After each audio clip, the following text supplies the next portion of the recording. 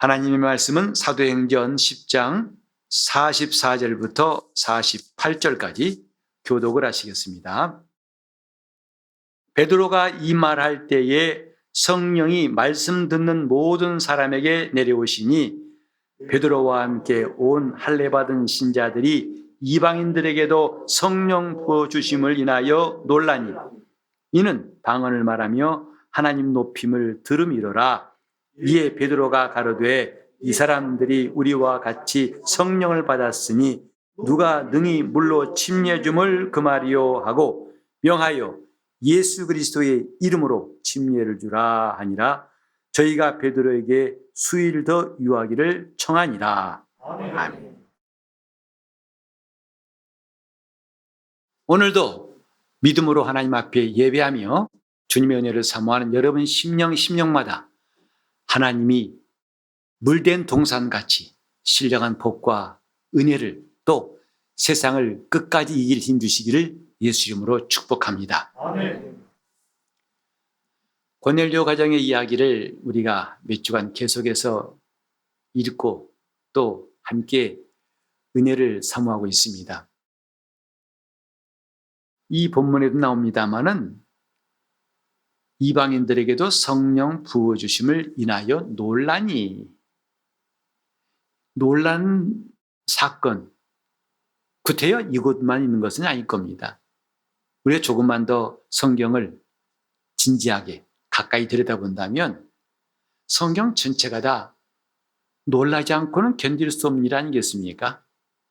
하나님께서 엿새 동안의 천지 모든 만물을 창조하신 것, 이것부터가 우리는 따져보고 이해할 수도 없는 놀랄만한 사건일 것이고, 하나님께서 능한 역사하신 수많은 전쟁에서 승리하시고 또 바다에서 구원하시고 사막에서 구원하시고 그 베푸신 이적들을 하나하나 우리가 진지하게, 다시 말하면 내 일처럼 생각한다면 놀라지 않을 일은 하나도 없고 우연한 일은 하나도 없다고 생각합니다.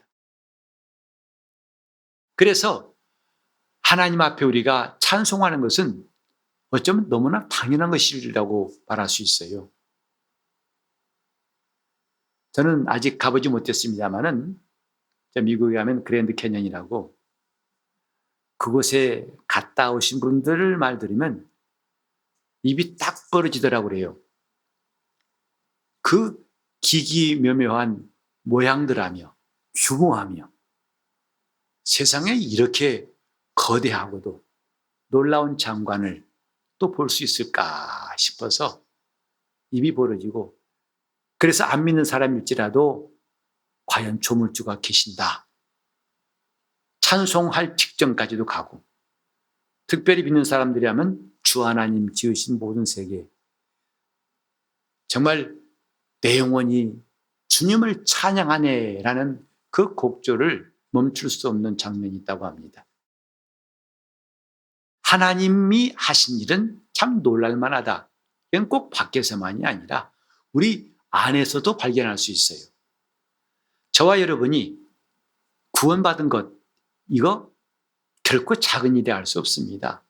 정말 놀랄만한 일이라고 할 수밖에 없습니다. 하나님께서 많고 많은 사람 가운데에서 나를 찾아주시고 나의 이름을 아시고 나를 쪽집게보다 더 정확하게 딱 집어서 어느 날 나를 부르시고 회개하게 하시고 복음을 듣게 하시고 믿게 하시고 주님이 하신 일이 믿어지게 하신 것, 이건 놀랄만한 일 아닙니까? 우리가 수십 년 동안 전도하려고 애썼던, 기도했던 사람이 드디어 예수 믿고 주님 앞에 나올 때 얼마나 감격스럽습니까? 정말 세상에 저런 사람도 마침내 하나님이 구원하시는구나 할 때 놀랍지요. 근데 그게 다름 아닌 내 자신이라고 할 때, 내가 바로 그 사람이라고 할 때 하나님이 나를 어떻게 하셨을까? 나를 과연 체질까지도 하신 분이 하나님이시라는 게 성경을 상고할수록 놀랍고 놀랍습니다. 높은 산에 올라가 가지고 시내를 보다 보면은 빽빽한 집들, 그리고 그 건물 중에 한 칸, 그 한 집 속에 또 방 하나, 그리고 그 안에 있는 아무개. 알 리가 없고 정말 그걸 찾기가 결코 쉽지 않을 터인데 하나님께서 이 세상에 많은 사람 가운데 나 아무개를 구원하신다는 게, 그 이름을 부르신다는 게 신기하고 신기한 것, 놀라운 일 아니겠습니까? 제가 얼마 전에, 며칠 전에 그래서 조금 하도 많이 나오길래 요즘에 좀 나오는 용어들을 찾아봤어요. 이른바 비트코인, 그 다음에 이더리움, 그 다음에 블록체인, NFT, 뭐 AR, VR, AI. 제가 그 낱말풀이 쓰는 것만 해도 버겁더라고요. 저 그래도 명색이 컴퓨터를 전공한 사람이었습니다. 비록 수십 년 전 이야기지만. 그런데 이해를 하려고 해도 선뜻 그게 무엇인가가 싹 안 들어와요. 그만큼 내가 이 시대에 뒤처져 있다는 것을 절감하는 순간이었습니다. 블록체인. 그 말도 이해하기가 쉽지 않더라고요. 어떻게 동시에 많은 사람이 그 정보를 함께 공유하고 그걸 서로 체크하고, 그래서 안전하다는 거죠. 정말 말은 그럴듯한 것 같은데 와 닿지를 않아요. 세상은 급변하고 있다는 것을 실감하고, 요즘 젊은 사람들이 쓰는 말, 저 그 말을 따라가지 못해가지고 허겁지겁 됐는데 지금 이건 더한 거예요. 도대체 용어들만 늘어놓고 보니까 제가 딴 나라에 와 있는 것 같고 딴 세계에 와 있는 것 같고 외국말 쓰는 것 같아요. 도무지 하나하나가 다 생소한 말들이죠. 정말 숨쉬기가 벅찰 만큼 이거 못 따라가겠구나. 컴퓨터 조작하는 것도 이제는 서투른 판인데 이거 다 어떻게 배우지? 실제로 지금 미국에서는 증강현실이라고 해서 가상 공간에서 예배를 드리는 곳이 있어요. 보니까 이렇게 저는 이름을 모르겠는데 안경 같은 거 쓰고 있으니까 거기를 통해서 그 예배당이 큰 예배당 보이는데 거기서 오징어 게임 복장한 목사가 나와 설교하더라고요. 거기 들어가서 예배 드린다는 거죠. 그러니까 이렇게 구태 여러분 이런 장소에 와서 오프라인 장소에 와서 예배하고 이것 떠나서 이제는 자기가 그 쓰고 참여만 하면 된다고요. 이렇게 무섭게 바뀌는 세상에서 참 나는 한참 느리구나. 황새 그럼 따라가는 뱁새 같구나 싶은 마음이 들었어요. 이럴 때 과연 무엇부터 배워야 할 것인가? 정말 요즘 시대에 따라가려면 배울 게 너무나 많더라고요. 여러분 안 그러십니까? 우리는 이런 시대에 살고 있으면서 때로는 참 내가 세상에서 원치 않아도 나고자가 되겠구나. 저 사막에 가 살아야 할 사람처럼 느껴질 수 있겠습니다. 이런 세상에서 과연 우리가 어떻게 믿음을 갖고 살 것인가? 그래서 이때 예수 믿는다, 교회 나와서 찬송 부르는 거 어찌 보면 너무나 진부하고 오래된 것 같아가지고 이제 뭔가 이것도 좀 확 바뀌어야 하지 않을까? 과연 신앙으로 21세기를 뚫고 나갈 수 있을까? 속죄함 받았다는 기쁨, 은혜 받았다는 그거 가지고 이 21세기의 4차 산업혁명 시대가 오고 이런 시대에 과연 살아남을 수 있을까? 하지만 우리가 분명히 이해할 것은 뭐냐면 하나님은 어제도 오늘도 영원토록 동일하신 분이라는 것. 변치 않는 분은 그분밖에 없다는 것. 그래 그분만 따라가면 어떤 변화가 와도 능히 승리할 수 있다고 우리는 생각합니다. 우린 지금 이 성경에서 논란이라 그렇게 되어가는 세상 보고만 놀랄 일이 아니라 성경 보고 우리가 먼저 놀라야 할 일들이 가득 차 있는 걸 볼 수 있어요. 이것부터 놀라야 한다 이 말이죠. 하나님의 사건을 보고 놀라야 한다 이 말입니다. 하나님이 하신 일을 보고 놀라야 되고 그 은혜와 그가 우리를 인도하시고 역사하시는 것을 깨달으면서 놀라야 한다 이 말이죠. 다시 말해서 내가 하나님께 기도하면 그분이 들으시고 그분이 내 기도에 응답하시고 나를 그분이 친히 이끌어 가시고 그분이 나로 말하게 하시고 듣게 하시고 보게 하시고 하게 하시고 가게 하시고 믿게 하시고 이런 신기한 일들 이거부터 경험해야 됩니다. AR, VR 이전에. 이것이 우리 영혼에 필요한 거죠. 이 본문에 보면은 베드로가 고넬료 집에 와서 설교하고 있을 때에 성령이 모든 듣는 사람들에게 내려오시니라 했어요. 이것이 오늘 우리가 주목해야 할 사건이에요. 이것은 먼저 그 당시 현장에 있던 사람들에게도 충격적인 것이었어요. 무엇이? 이방인들에게도 성령을 부어주시는 것이. 여기 있는 할례받은 사람들이 다름 아닌 욥바에서 베드로와 함께 온 기독교인들이죠. 그들은 원래 유대인이었어요. 근데 그 유대인인 이들이 예수를 믿게 된 것도 굉장히 어려운 문제 하나 통과한 겁니다. 즉 그들은 지금까지 하나님이 오직 한 분이시라는 것, 그 유일신 신앙으로 지내온 사람들, 그것 때문에 목숨을 내놓은 사람들이에요.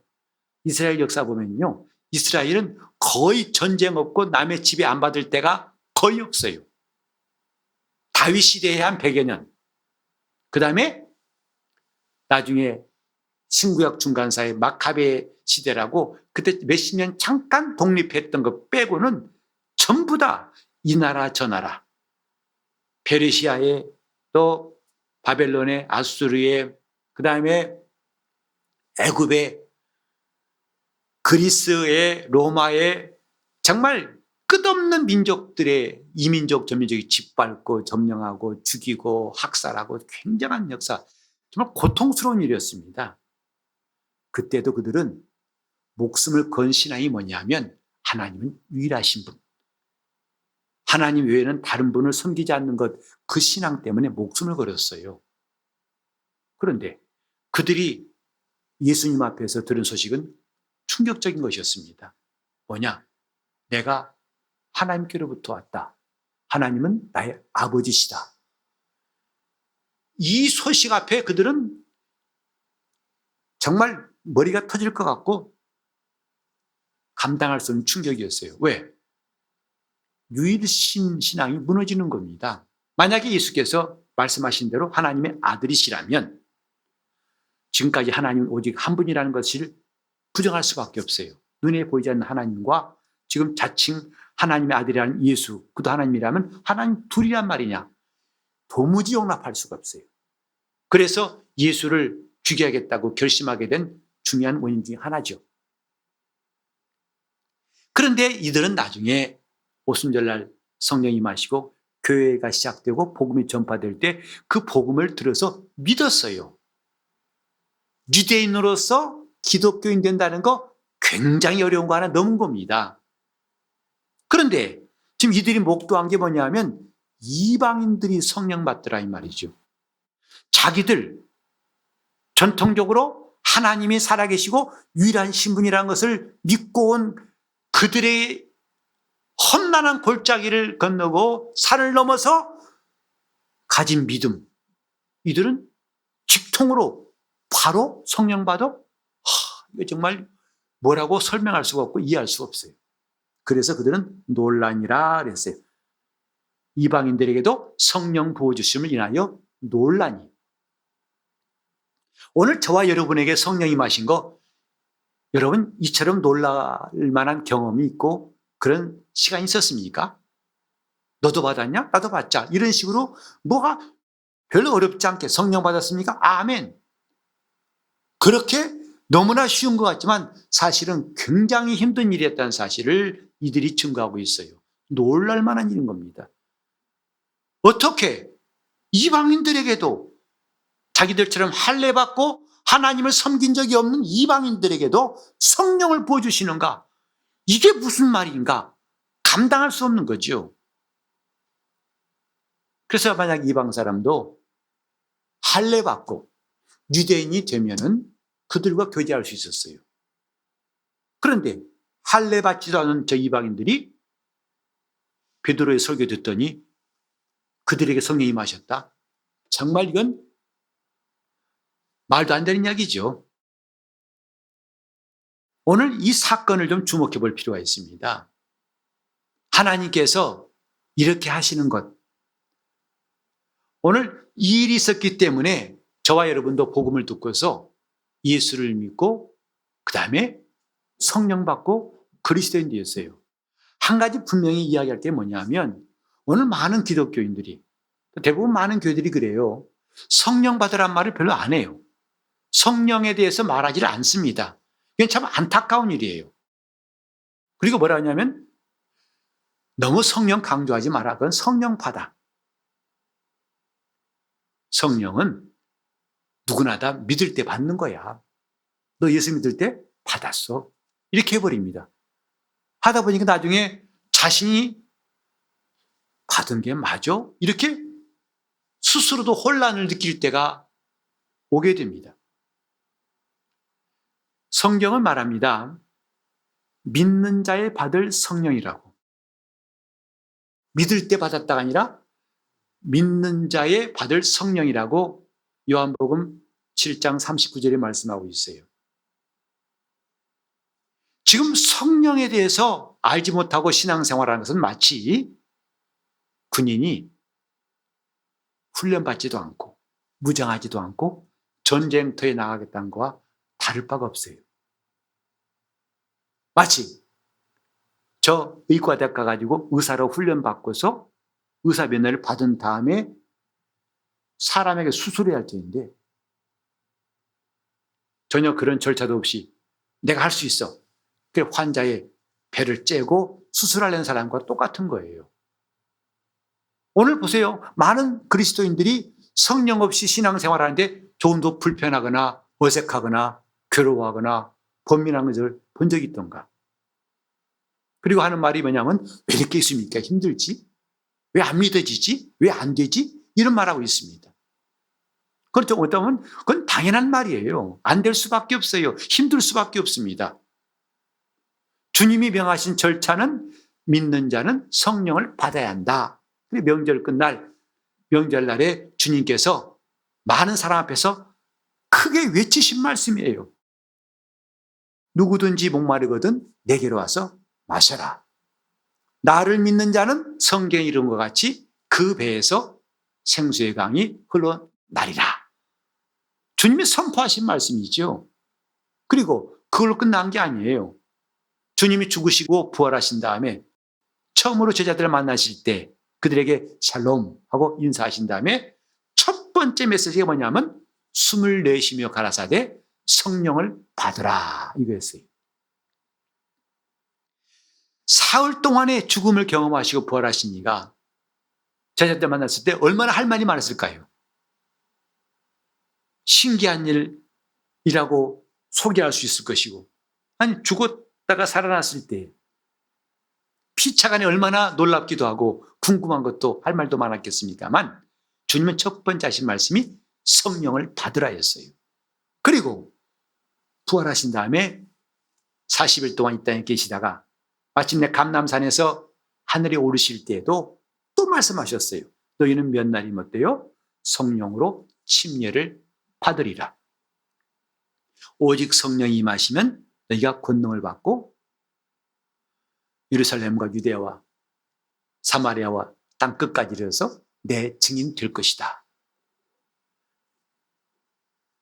왜 이렇게 교회가 성령만이 말하면 성령파라고 사람들이 좀 멀리하는지 안타까운 마음이에요. 왜냐하면요. 성령에 대해서 가장 많이 말씀하신 분이 예수님이에요. 최초로 성령이 누구신가를 우리에게 알게 하신 분은 예수님이에요. 무려 요한복음 14장과 15장, 16장에 연이어서 성령에 관해서 자세히 말씀하셨어요. 우리는 지금 주님이 하신 말씀 한마디도 그 한마디도 귀하다고 여겨서 순종해야 한다. 침례받으라는 말씀은 주님 한 번 하신 겁니다. 마태복음 28장 끝절에 침례받으라. 침례를 주라 하신 말씀 한마디밖에 없어요. 그러나 그 말씀을 전 세계 교회가 매주마다 하는 교회도 있고 한 달마다 하는 교회도 있고 계속하는 교회가 많습니다. 근데 성령에 대해서는 주님이 한마디 아니라 너무나 엄청난 내용. 그래서 성령이 누구신가? 내가 아버지께 구하겠으니 아버지께로서 나오실 보혜사가 성령이시다. 내가 지금까지 너희 보혜사로 너희와 함께 했지만 내가 아버지께 구하겠으니 그가 또 다른 보혜사를 보내실 것이다. 왜? 우리는 보혜사가 없이는 혼자 신앙생활할 수 없기 때문에 그렇습니다. 마치 양이 목자 없이는 생존할 수 없는 것처럼 믿는 자에게는 반드시 보혜사가 필요하다 이 말이죠. 곁에서 위로하고 붙들으시고 인도하신 분이 필요하다 이 말이에요. 이게 원래 신앙의 근본 모습이에요. 무엇이 필요하다? 보혜사가 필요하다.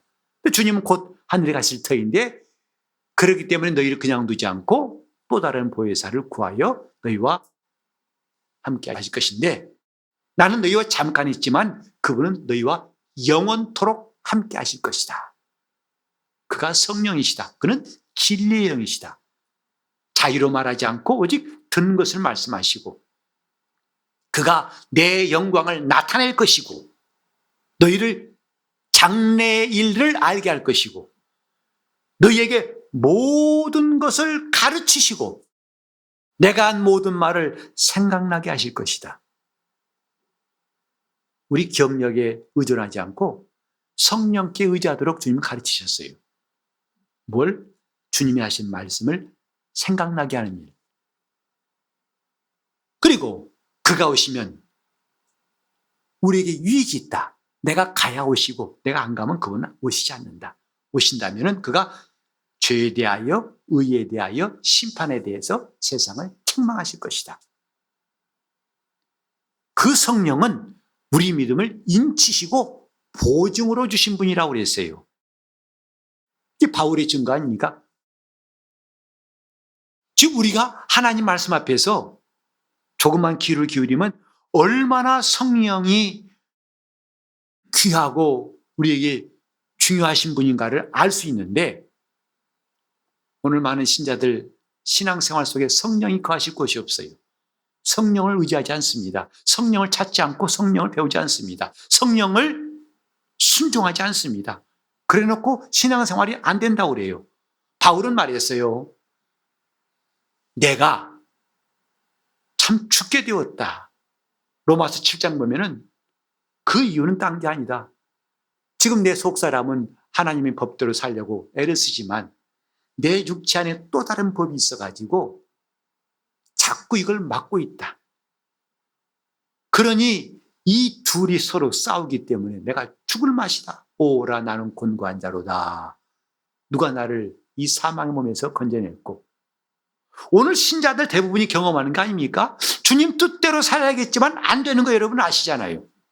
기도해야 되지만 기도 안 되는 거 아시잖아요. 말씀대로 순종해야지만 안 되는 거 아시잖아요. 은혜 받아야 되지만 게을러서 안 되는 거 아시잖아요. 바울도 똑같이 경험했어요. 정말 주를 향해서 가려고 하지만 잘 안 된다. 왜? 내 몸에 또 하나의 법이 있다는 거죠. 그것을 바울은 갈라디아 5장에서 뭐라고 했냐면 육체의 소욕은 성령을 거스르고 성령의 소욕은 육체를 거스른다. 서로가 막고 있다 이 말이죠. 이것이 오늘 우리 믿는 사람들의 현실 아니겠습니까? 여러분 보세요. 얼마든지 문득문득 그러죠. 아, 이러면 안 돼. 아, 기도해야 돼. 그러나 기도할 시간 졸리잖아요. 자잖아요. 아, 오늘 예배 가야 돼. 아이, 다음에 가. 내가 주님께 이제는 쓰임 받고 싶어. 왜? 주님 뵐 날도 얼마 안 남았는데 열심히 봉사해야지. 아이, 바빠. 다음에. 그런 생각들이 순간에 무너지고 순간에 무너지는 거 여러분 많이 경험하셨지 않습니까? 그래놓고도 회개가 안 나와요. 왜? 나만 그런가? 다 그러던데 뭐. 저 집사, 고 집사 다 그러던데 뭐. 나만 그런가? 그리고 하는 말이 마음은 원이로되 육신이 약하여서 수술하죠. 진단 처방 다 내놔요. 그러니까 주님 이해하시죠? 어쩔 수 없는 거 이해하시죠? 라고 오히려 주님을 설득하려고 하고 있어요. 주님은 속수무책 우리에게 내놓으시고 니들 알아서 해라 하신 적이 없어요. 이래서 주님은 믿는 자는 성령 받아야 한다 하시는 거죠. 성령 없이는 안 된다는 것이다 이 말이죠. 뭐가? 제대로 신앙생활할 수가 없어요. 저나 여러분 똑같습니다. 목사라고 해서 다르지 않습니다. 목사라는 타이틀이 예외가 될 수 없어요. 우리는 기도할 수 없어요. 그래서 성경에 말씀했지 않습니까? 우리가 마땅히 기도할 바를 알지 못하지만 우리 속에 계신 성령께서 말할 수 없는 탄식으로 우리를 위해 간구하심으로 우리보다 더 안타까워하고 탄식하며 간구하신 분이 성령이시다. 그래서 그분이 도우시니까 우리는 기도할 수 있다고 성경은 말하고 있어요. 따라서 기도는 성령의 도우심을 받아야 한다고, 성령으로 기도하라고 성경이 말했지 않습니까? 근데 우리는 그 관계없이 젖혀두고 혼자 하다가 안 되니까 아유 기도 아무나 하나 목사님 보고 하라 그래 이렇게 하죠. 봉사하는 것도 예배하는 것도 성령으로 봉사하며 그랬어요. 우리는 자기가 하고 싶을 때는 열심히 교회에서 그냥 막 땀 뻘뻘 봉사하다가 어느 날 갑자기 마음에 시험 들면 싹 치워버립니다. 언제 그랬냐는 듯이 냉랭한 마음으로 이제는 오히려 그렇게 봉사하는 사람 보면 밉기도 하고 그를 시기하기도 하죠. 그리고 말합니다. 그거 쓸데없어. 다 소용없다. 해봤는데 소용없더라고. 자기만 넘어진 게 아니라 잘 간 사람 발 걸어서 넘어지게 하고 있어요. 그런 일이 많다 보니까 다 그런 줄 아는데 성경은 말합니다. 성령으로 봉사하고 성령께서 일하시는 대로 내가 봉사해야 한다 했어요. 바울이 골로새 1장 29절에 말씀했죠. 이를 위하여 나도 내 속에서 능력으로 역사하시는 이의 역사를 따라서 힘을 다하여 수고하노라. 사람들은 바울이 힘을 다해 수고하는 모습밖에 못 봤어요. 그러나 바울은 알아요. 자기 속에서 능력으로 역사하신 분이 계신 걸 알고 있습니다. 그 역사하심을 따라서 내가 힘을 다하여 수고한다고 그랬어요. 지금 우리가 할 수 없다는 것, 그것을 하게 하시려고 우리 안에 임하신 이가 성령이에요.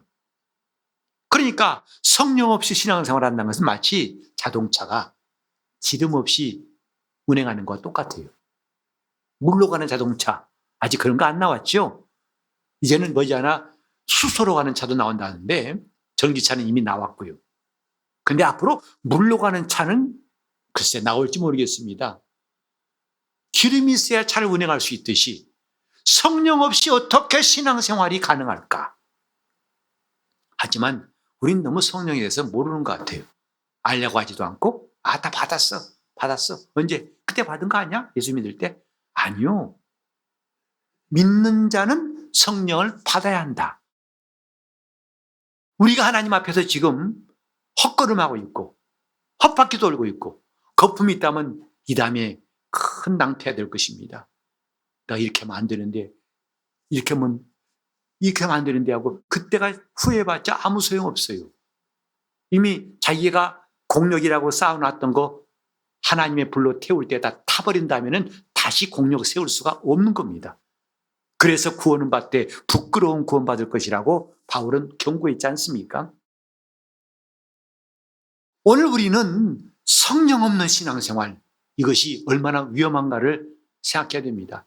21세기에 4차 산업혁명과 함께 이 각종 정말 단어 자체가 생소형으로 가득 찬 이 시대를 뚫고 나가는데 그것 알고 그거 배우느라 급급하기 전에 먼저 필요한 것은 성령으로 신앙생활하는 겁니다.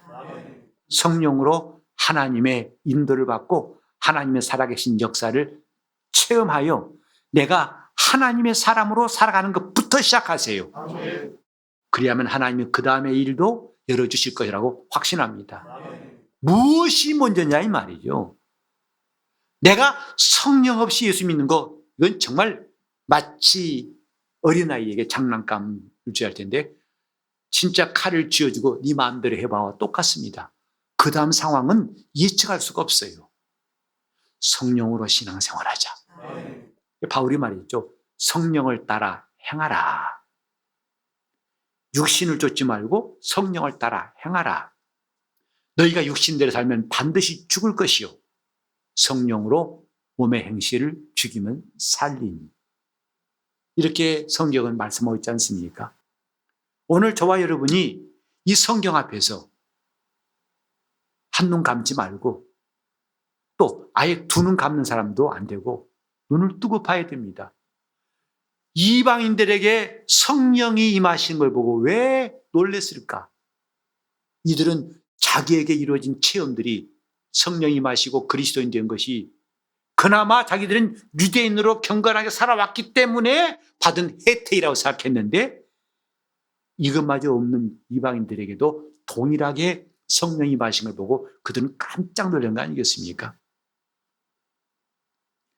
하나만 더 말씀드리자면 저는 이 본문 읽으면서 참 감동적인 게 뭐냐면 베드로가 설교하고 있잖아요. 그때 성령께서 내려오시더라 했어요. 그 성령 임하심은 뭐냐면 베드로가 한 말이 참인 것을 하나님이 인정하시는 증거예요. 말씀을 전할 때 성령께서 보증하신다면 그 이상 확실한 증거는 없는 거죠. 그래서 설교자가 항상 소원한 게 그겁니다.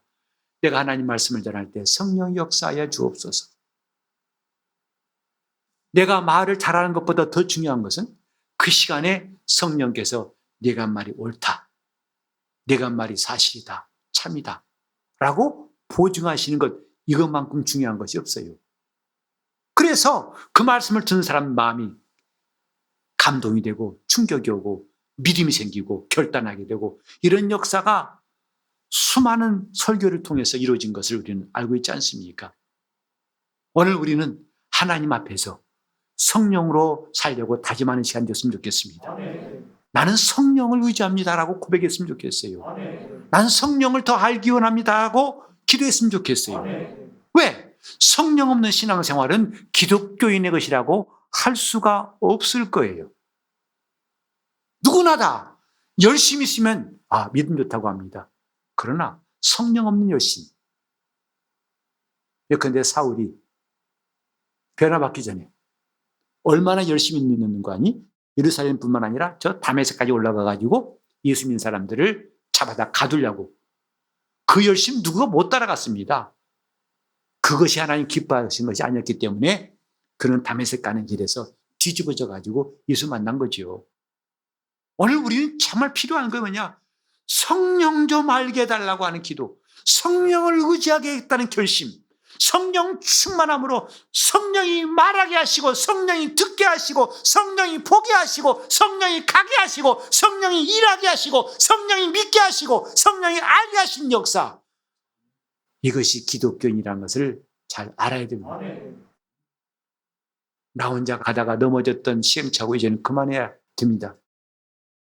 이제는 돌이켜야 됩니다. 성령으로 그리스도인 되게 하옵소서. 성령으로 예수 믿게 하옵소서.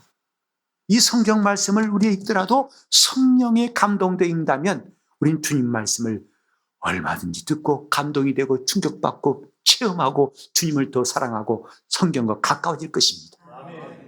성령의 사람 되시기를 예수 이름으로 축원합니다. 성령이 하시는 일들을 좀 사모하고 순종할 수 있기 바랍니다.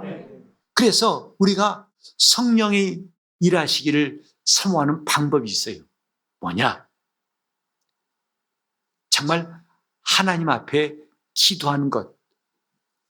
오늘 이렇게 알았으니까 하나님 앞에 전심으로 기도하는 것. 성령이 일하실 때까지 기도하는 것. 이건 우리 신앙생활의 원리입니다. 저는 비행기 탈 때마다 공항에서 비행기가 활주로에서 달릴 때 그 너무나 당연한 이치는 알지만은 뜰 때마다 신기해요. 이 무거운 비행기가 뜬다는 것이.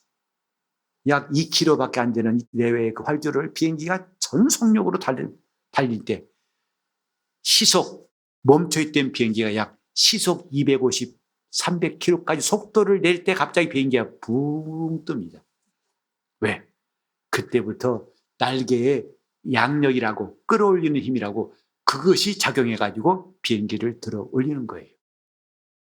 비행기가 속도를 내서 200-300km 내는 것은 자기가 할 일이고 그다음부터는 양력이 비행기를 1km 이상 띄워가지고 저 멀리 가게 한다 이 말이죠. 내가 달려오는 것과 성령이 일하시는 것, 비행기가 힘써 달리는 것과 양력이 발생해서 들어올리는 것, 이건 정말 딱 맞는 비유 같아서 종종 생각합니다. 성령께서 일하시는 내 영혼 될 수 있도록 나 이제부터 성령께 순종하고 성령으로 일하기 위해서 기도하겠사오니 나를 도와달라고 다시 합심해서 통성으로 기도하시겠습니다. 하나님 아버지, 우리가 예수를 믿는 자로서 성령을 받으라 하는 주의 명령을 오늘 상고했사오니 이 말씀이 우리 각각의 심령에 이루어지게 도와주시옵소서. 내가 믿는 자인지 아닌지 혼란스러운 것도, 내게 성령이 임하셨는 자인지도 알지 못하는 그런 방황도 끝나게 도와주시옵시고, 내가 예수를 믿어 구원을 받고 성령께서 일하시는 성도로 살게 도와주시옵소서. 아버지 하나님, 우리가 믿노라 하면서 주님 뜻대로 살아야 한다고 하면서 할 수 없는 일이 너무나 많은 것, 내 육신 속에 육체의 법이, 죄의 법이 있어서 하나님의 말씀대로 사는 것을 가로막는 것을 많이 경험했습니다. 여기서 좌절치 않게 도와주시고, 그러므로 성령께서 우리와 함께 역사하심으로 성령이 육체의 소욕을 제어하시는, 그리고 우리가 하나님 뜻대로 살 수 있는 놀라운 역사가 이제 우리 각각의 심령에서도 시작되게 하여 주시옵시고, 성령을 의지하고 성령께 순종하고 성령으로 신앙생활할 수 있도록 우리를 새롭게 하시고, 그 놀라운 역사가 이 성경에 있는 게 아니라 우리 삶 속에서도 매일매일 일어날 수 있도록 성령 충만히 역사하여 주시옵소서. 예수 이름 받들어 기도 올리옵나이다.